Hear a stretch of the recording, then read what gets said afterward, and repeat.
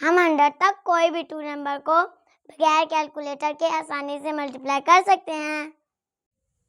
98 100 में से कितना कम है? 2। 99 100 में से कितना कम है? 1। 98 में से 1 निकालें या 99 में से 2 निकालें, आंसर हमारा एक ही आएगा, 97। 2 1 are 2। ये हमारा आंसर। बिल्कुल इसी तरह 97 100 में से कितना कम है? 3। इधर 3 लिख देंगे। 98 100 में से कितना कम है? 2। इधर 2 लिख देंगे।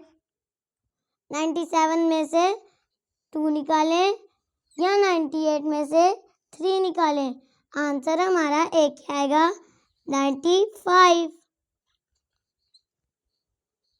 3 2 are 6। ये हमारा आंसर है। प्यारे बच्चों, हम कोई भी 2 नंबर बिल्कुल इसी तरह मल्टीप्लाई कर सकते हैं। Like share subscribe.